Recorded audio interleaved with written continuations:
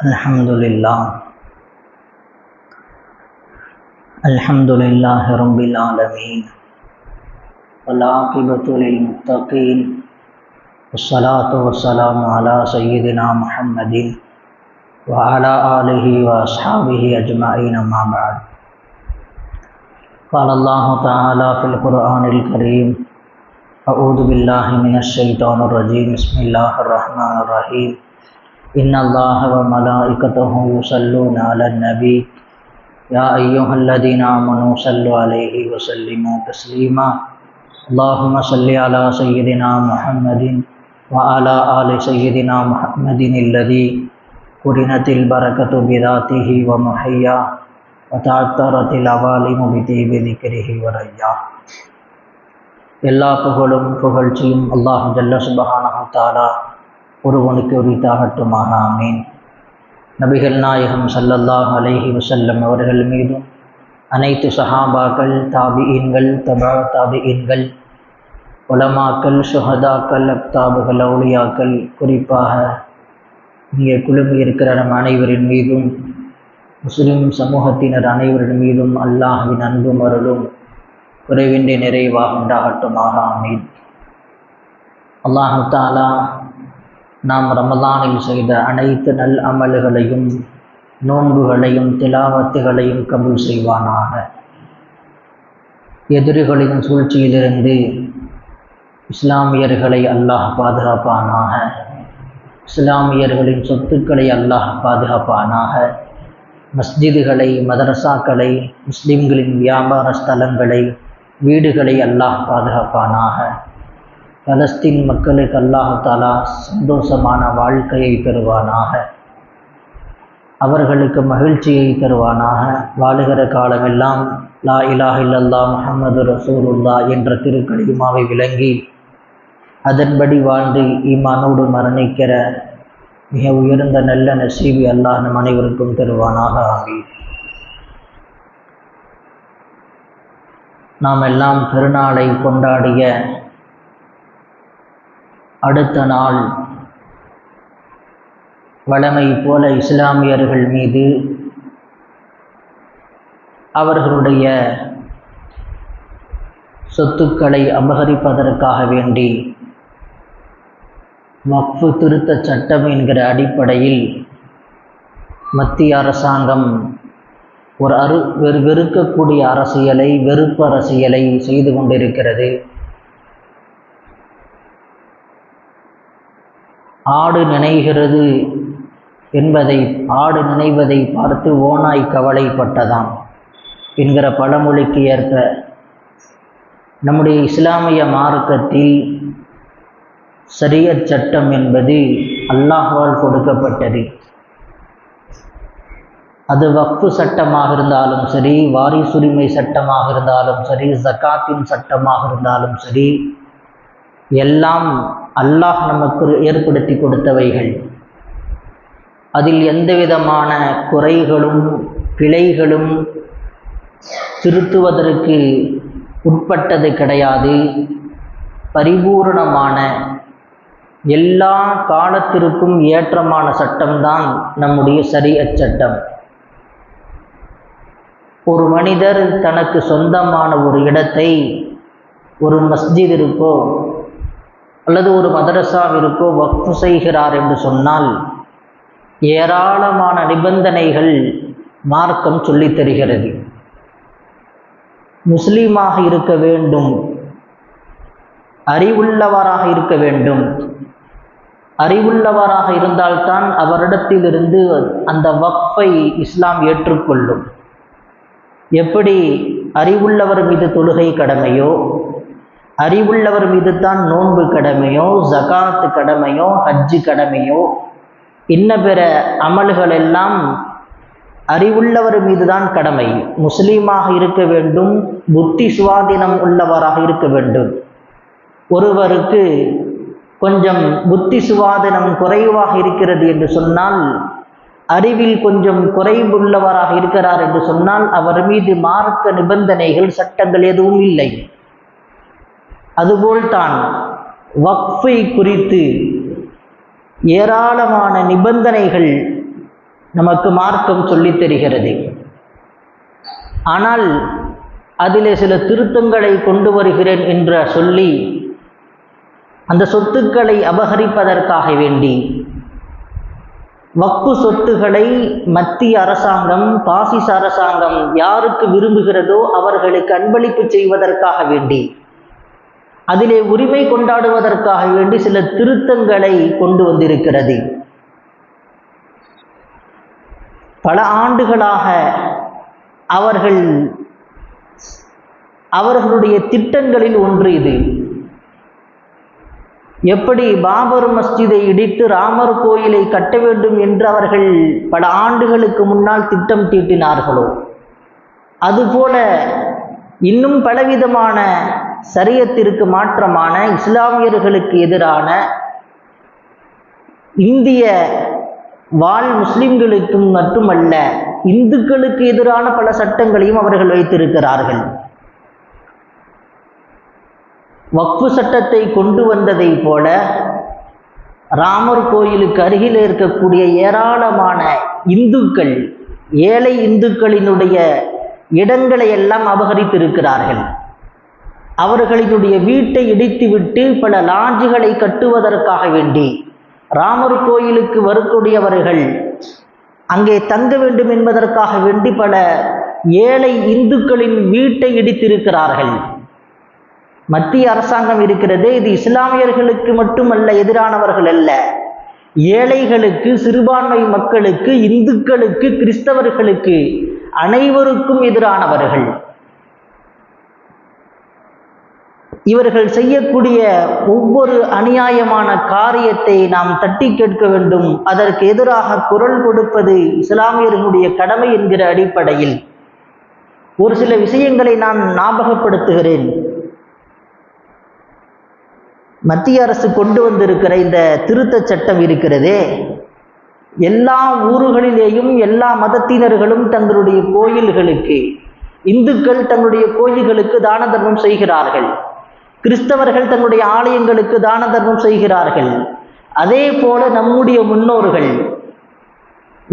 முன்னோர்கள் அவர்கள் கஷ்டப்பட்டு சம்பாதித்த சொத்துக்களை மஸ்ஜிதிற்காக வேண்டி, மதரசாவிற்காக வேண்டி, பொதுமக்களின் பயன்பாட்டிற்காக வேண்டி வக்ஃபு செய்திருக்கிறார்கள். இதிலே குளறுபடி இருக்கிறது, இதிலே அநியாயம் நடக்கிறது, முஸ்லிம்களுக்கு இது போய் சேருவதில்லை என்கிற தவறான ஒரு கண்ணோட்டத்தை முன்வைத்து கொண்டு இதிலே ஏராளமான அபகரிப்பு செய்வதற்காக வேண்டி இங்கே களம் இறங்கி இருக்கிறார்கள். உலகத்திலே 54 முஸ்லிம் நாடுகள் இருக்கிறது. எந்த முஸ்லிம் நாட்டிலேயும் இவ்வளவு சொத்து வக்ஃபில் கிடையாது. அரபு நாடுகளில் கூட, முஸ்லிம்கள் மட்டும் வாழக்கூடிய நாடுகளில் கூட இவ்வளவு சொத்துகள் வக்ஃபில் கிடையாது. ஆனால் இந்தியாவில் மட்டும்தான் பல 1000 ஏக்கர்கள் வக்ஃபில் இருக்கிறது. இதை அபகரிக்க வேண்டும். இந்த துறையில் மட்டும்தான் அவர்கள் நுழையவில்லை, எல்லா துறையிலேயும் அவங்க இருக்காங்க, பாசிசவாதிகள். வக்ஃபினுடைய துறையில் மட்டும்தான் அவர்கள் இல்லை. இதில் நுழைவதற்கு என்ன செய்வது? சில திருத்தங்களை கொண்டு வந்தால் உள்ளே நுழைந்து விடலாம், சில திருத்தங்களை கொண்டு வந்தால் உள்ளே நுழைந்து விடலாம் என்பதற்காக வேண்டி பல ஆண்டுகளாக இதில் கொஞ்சம் கொஞ்சமாக சட்டங்களை திருத்தி கொண்டு வந்து ஈது பெருநாள் முடிந்ததற்கு பிறகு இந்த சட்டத்தை அமல்படுத்தி இருக்கிறார்கள் பல எதிர்ப்புகளுக்கு மத்தியில். நபிகள் நாயகம் ஸல்லல்லாஹு அலைஹி வஸல்லம் அவர்கள் வாழ்ந்த அந்த நேரத்தில் மதீனாவில் தண்ணீர் பஞ்சம் ஏற்பட்டது. கடுமையான தண்ணீர் கஷ்டம். ஒரே ஒரு கிணற்றில் மட்டும்தான் தண்ணீர் இருந்தது. அது ஒரு யூதருக்கு சொந்தமான கிணறு. நபி ஸல்லல்லாஹு அலைஹி வஸல்லம் சொன்னாங்க, யார் இந்த கிணற்றை வாங்கி பொதுமக்களினுடைய பயன்பாட்டிற்கு கொடுக்கிறார்களோ அவர்களுக்கு அவர் சுவனம் செல்வதற்கு நான் பொறுப்பேற்றுக் கொள்ளுகிறேன் என்று சொன்னாங்க.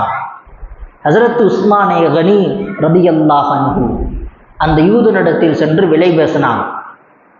1400 ஆண்டுகளுக்கு முன்பாக ஏராளமான கடுமையான விலை சொல்கிறார். அதுவும் ஒரு நாளுக்குத்தான் பயன்படுத்துவதற்கு. ஒரு நாள் நீங்கள் பயன்படுத்தி கொள்ள வேண்டும், இன்னொரு நாள் நான் பயன்படுத்தி கொள்வேன் என்கிற நிபந்தனையோடு யூதனிடத்திலிருந்து கிணற்றை ஹஸரத் உஸ்மானே கனி ரலியல்லாஹு அன்ஹு அவர்கள் வாங்குகிறார்கள். வாங்கி பொதுமக்களின் பயன்பாட்டிற்கு எவ்வளவு தண்ணீரை நீங்கள் எடுத்துக்கொள்ளலாம், உங்களுடைய பயன்பாட்டிற்கு எடுத்துக்கொள்ளலாம், எந்த தொகையும் வசூலிக்கப்படாது என்கிற பொது அறிவிப்பு செய்கிறார்கள். நபியிடத்திலே சொன்னார்கள், நான் இதை வக்ஃபு செய்கிறேன் என்பதாக. பொதுமக்களின் பயன்பாட்டிற்கு அந்த கிணற்றில் இருந்து பிஹ்ரு ரூமா என்று அந்த கிணற்றுக்கு பெயர். அந்த கிணற்றிலிருந்து பொதுமக்கள் பயன்படுத்துகிறாங்க. மறுநாள் யூதனுடைய நாள், யாரும் தண்ணீர் வாங்க வரல. யூதன் ஒரு குடத்து தண்ணீரை கடுமையான விலைக்கு விற்கிறார். மறுநாள் யாரும் வந்து வாங்கலை. ஏன்னா முதல் நாள் உஸ்மான் ரலியல்லாஹு அன்ஹு எவ்வளவு தண்ணீரை வேண்டுமானாலும் எடுத்துக்கொள்ளலாம் என்று சொல்லிட்டாங்க, ஃப்ரீயாக இலவசமாக எடுத்துட்டு சொல்லிட்டாங்க. இதை பார்த்தார் யூதன், அவருக்கு வியாபாரம் நடக்கலை. சரி, நான் உங்களுக்கே முழு கிணற்றையும் நான் விற்று விடுகிறேன், எனக்கு இன்னும் தொகையை கொடுங்கள். இமாம் பகவி ரஹ்மத்துல்லா சொல்றாங்க, 1400 ஆண்டுகளுக்கு முன்பாகவே அந்த கிணறு 30,000 திர்ஹத்திலிருந்து 40,000 திர்ஹத்திற்கு வாங்கியிருக்கலாம். அப்படி என்று சொன்னால் எவ்வளவு தொகை, பெரிய தொகையை கொடுத்திருக்கிறார்கள் உஸ்மானே கனி ரலியல்லாஹு அன்ஹு. பொதுமக்களின் பயன்பாட்டிற்காக வேண்டி வக்ஃபு செய்தார்கள் ஹஸரத் உஸ்மானே கனி ரலியல்லாஹு அன்ஹு. இன்றைக்கு வரைக்கும் அவர்களுடைய பெயரில் தான் அந்த வக்ஃபு இருக்கிறது.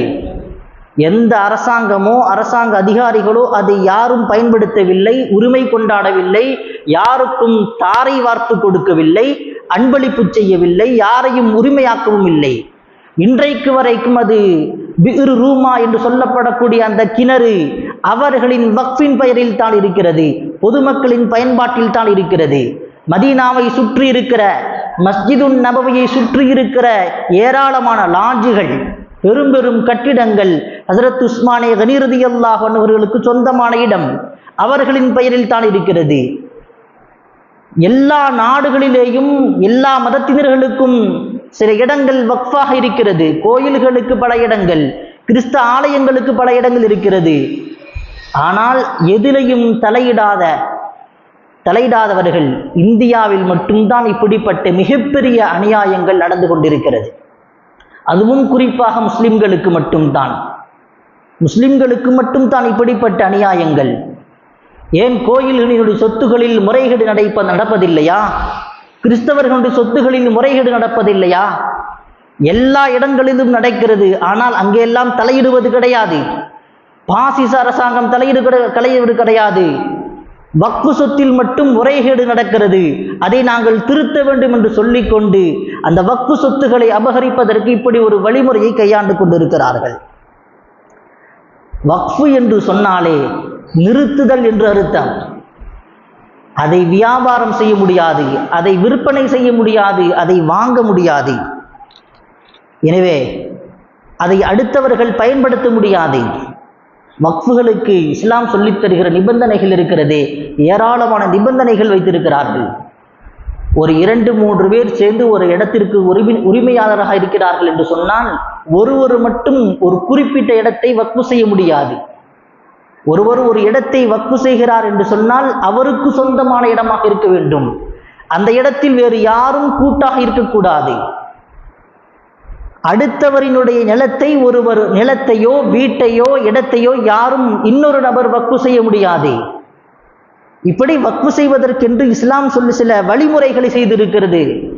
எனவே தான் செல்வந்தர்கள் வக்ஃபு செய்தால் அதிலே உரிமை பாதுகாக்கப்படும் என்பதற்காக வேண்டி நம்முடைய முன்னோர்கள் பல 1000 ஏக்கர் நிலங்களை வக்ஃபு செய்திருக்கிறார்கள். வக்ஃபு செஞ்சோம்னா நம்முடைய சொத்து பாதுகாப்பாக இருக்கும், அது முறையாக பயன்படுத்துவார்கள் என்கிற நம்பிக்கையை நம்முடைய மார்க்க சட்டம் கொடுத்திருக்கிறது. அந்த அடிப்படை தான் எல்லாரும் என்ன செய்கிறாங்க, வக்ஃபு செய்கிறாங்க மஸ்ஜிதுகளுக்கு, மதரசாக்களுக்கு. ஆனால் இதில் முறைகேடு நடப்பதாக சொல்லி இதில் ஏராளமான திருத்தங்களை கொண்டு வந்திருக்கிறார்கள். முஸ்லீம் அல்லாதவர்களை கொண்டு வந்து பொறுப்பிலே போட்டிருக்கிறார்கள். சமீபத்தில் நீங்கள் எல்லாம் கேள்விப்பட்டிருப்பீர்கள், ஒரு ஊரில் கோயிலினுடைய பொறுப்புதாரியாக ஒருத்தர் நியமிக்கிறான். அவருடைய பேர் நர்கீஸ் கான். அவர் பிறப்பால் இந்து, அவர் இந்துவாகத்தான் வாழ்ந்து கொண்டிருக்கிறார், பெயர் மட்டும் முஸ்லிம். ஏன் அப்படி முஸ்லிம் பேர் வச்சாங்க அந்த இந்துவுக்கு? அவர்களுடைய தாயார் அந்த குழந்தையை பெற்றெடுக்கிற போது பல சிரமங்களுக்கு மத்தியில் ஒரு முஸ்லிம் மருத்துவர் அறுவை சிகிச்சை செய்து அந்த குழந்தையை காப்பாற்றியதின் காரணமாக, அந்த மருத்துவருக்கு நன்றி செலுத்தும் விதமாக அந்த இந்து தாய் அந்த டாக்டருக்கு நன்றி செலுத்தும் விதமாக தன்னுடைய பிள்ளைக்கு அந்த மருத்துவரின் பெயரை வச்சாங்க, நர்கீஸ் கான் சொல்லி. இந்துவாக பிறந்து இந்துவாகவே வாழ்ந்து கொண்டிருக்கிற அந்த நர்கீஸ் கான் அவரை பொறுப்பில் நியமிக்க கூடாது என்று பாசிசவாதிகள் போராட்டம் நடத்தினாங்க. ஒரு கோயிலை நிர்வகிக்கக்கூடியவர்கள் பெயர் கூட இஸ்லாமியராக இருக்கக்கூடாது, போராட்டம் நடத்தினாங்க, கடுமையான எதிர்ப்புகளை தெரிவித்தார்கள். ஆனால் இஸ்லாமியர்களுக்கு மட்டுமே சொந்தமான வக்ஃபினுடைய சட்டத்தில் ஏராளமான நபர்களை கொண்டு வந்து பொறுப்புதாரிகளாக மாற்றுவதத்தை சார்ந்தவர்கள் கொண்டு வந்து நுழைக்கிறார்களே, இது எவ்வளவு பெரிய அநியாயம், இது எவ்வளவு பெரிய நீதிக்கு முரணான விஷயம். இது நாம் அல்லாஹ்விடத்திலே ஒவ்வொரு நேரத்திலும் துஆ செய்வதற்கு நாம் கடமைப்பட்டிருக்கிறோம். அல்லாஹ்விடத்திலே கையேந்தி நாம் துஆ செய்வதற்கு நாம் கடமைப்பட்டிருக்கிறோம். ஒரு இடத்தை வக்ஃபு செய்கிறோம் என்று சொன்னால் அது ஹராமானதாக இருக்கக்கூடாது, நல்லதைத்தான் வக்ஃபு செய்ய வேண்டும். ஹராமான பொருட்களை வக்ஃபு செய்யக்கூடாது, நல்ல காரியங்களுக்கு தான் வக்ஃபு செய்ய வேண்டும், தீய காரியங்களுக்கு வக்ஃபு செய்யக்கூடாது. ஏராளமான நிபந்தனைகள் இஸ்லாம் நமக்கு சொல்லிக் கொடுத்திருக்கிறது. ஆனால் இந்த நிபந்தனைகளை எல்லாம் அவர்கள் சரியில்லை என்று குறை சொல்லி கொண்டு திருத்தம் கொண்டு வருகிறேன் என்று சொல்லி அபகரிப்பதற்காக வேண்டி சில வழிமுறைகளை கையாண்டு கொண்டிருக்கிறார்கள். ஒருவர் ஒரு இடத்திற்கு உரிமையாளராக இருக்கிறார் என்று சொன்னால், நான் ஒரு 5 வருடத்திற்கு வக்ஃபு செய்கிறேன் என்று வக்ஃபு செய்ய முடியாது. ஒரு 10 வருடத்திற்கு நான் வக்ஃபு செய்கிறேன், நான் உயிரோடு இருக்கும் வரைக்கும் நான் இதை மஸ்ஜிதிற்கு வக்ஃபு செய்கிறேன் என்று சொல்ல முடியாது. அப்படி வக்ஃபு செய்தால் அந்த வக்ஃபு செல்லாது. நான் உயிரோடு இருக்கும் வரைக்கும், என்னுடைய பிள்ளைகள் உயிரோடு இருக்கும் வரைக்கும் இதை பயன்படுத்தி கொள்ளுங்கள், அப்படி வக்ஃபு செய்ய முடியாது. வக்ஃபு செய்து விட்டேன் என்று சொன்னால் அது கியாமத் நாள் வரைக்கும் வக்ஃபு தான். இதில் எனக்கு உரிமை இருக்கிறது என்று கொண்டாட முடியாது. இப்படி இஸ்லாமிய மார்க்கம் வக்ஃபுடைய விஷயத்தில் எப்படி வாரிசுரிமை சட்டத்தில் இஸ்லாம் அழகிய சட்டங்களை சொல்லிக் கொடுத்திருக்கிறதோ, ஜகாத்துடைய விஷயத்தில், தொழுகையின் விஷயத்தில், ஹஜ்ஜின் விஷயத்தில் எப்படி சட்டங்களை வகுத்து கொடுத்திருக்கிறதோ, அதே போல வக்ஃபுடைய விஷயத்திலேயும் ஏராளமான சட்டங்கள் இஸ்லாம் நமக்கு சொல்லிக் கொடுத்திருக்கிறது. அந்த சட்டங்களை எல்லாம் குறை சொல்லி கொண்டு அதிலே மாற்று மதத்தவர்களை கொண்டு வந்து சேர்த்து திருத்தங்களை கொண்டு வருகிறேன் என்கிற பெயரில் அபகரிப்பதற்காக வேண்டி பல வழிகளை செய்து கொண்டிருக்கிறார்கள். நாம் அல்லாஹ்விடத்தில் துஆ செய்ய கடமைப்பட்டிருக்கிறோம். ஒவ்வொரு ஃபரலான தொழுகைக்கு பிறகும் தஹஜ்ஜத்துடைய நேரத்திலேயும் நாம் அல்லாஹ்விடத்தில் மன்றாடுவதற்கு கடமைப்பட்டிருக்கிறோம். இன்னும் ஏராளமான திட்டங்களை வைத்திருக்கிறார்கள் இஸ்லாமியர்களுக்கு எதிராக.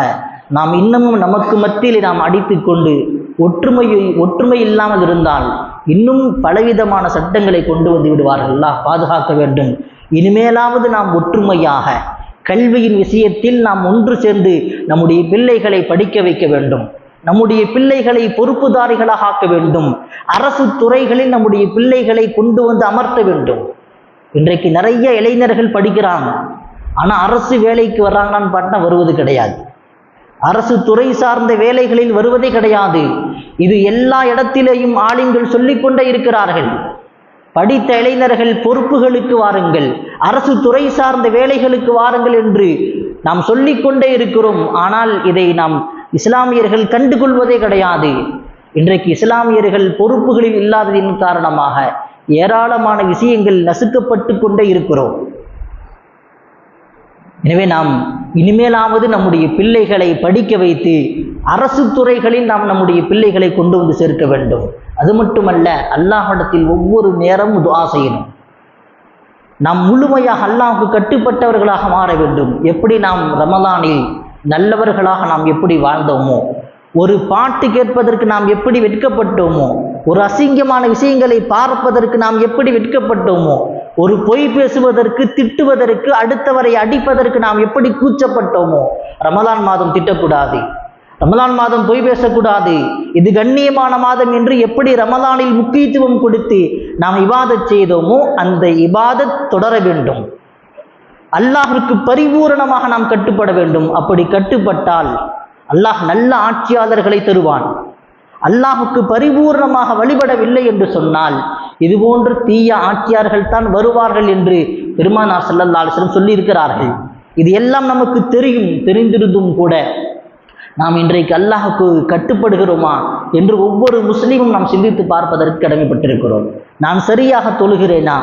நான் மனைவியிடத்தில் சரியாக நடந்து கொள்கிறேனா? பெற்றோரிடத்தில் சரியாக நடந்து கொள்கிறேனா? கொடுக்கல் வாங்கலில் சரியாக நடந்து கொள்கிறேனா என்று ஒவ்வொன்றிலும் பார்க்க வேண்டும். ஒவ்வொரு விஷயத்திலேயும் அல்லாஹுக்கும் ரசூலுக்கும் கட்டுப்பட வேண்டும். எதை செய்ய வேண்டும் என்று மார்க்கம் சொல்லி இருக்கிறதோ அதை கடைபிடிக்க வேண்டும். எதை செய்யக்கூடாது என்று மார்க்கம் தடுத்திருக்கிறதோ, நபி அவர்கள் தடுத்திருக்கிறார்களோ அந்த காரியங்களை விட்டு தவிர்ந்திருந்தால் அல்லாஹ் நல்ல ஆட்சியாளர்களை தருவான். எனவே இப்படிப்பட்ட தீய ஆட்சியாளர்களிருந்து அல்லாஹ் நம் அனைவரையும் காப்பாற்றுவானாக. அல்லாஹுக்கு பரிபூர்ணமாக வழிபடுவதற்கு அல்லாஹ் நம் அனைவருக்கும் தௌஃபீக் செய்வானாக. அல்லாஹ் ஜல்ல சுப்ஹானஹு தஆலா எதிரிகளின் சூழ்ச்சியிலிருந்து நம் அனைவரையும் இஸ்லாமியர்களினுடைய சொத்துக்களையும் அல்லாஹ் பாதுகாப்பானாக. ஆமீன். வ ஆகிரு தாவானா அல்ஹம்துலில்லாஹி ரப்பில் ஆலமீன்.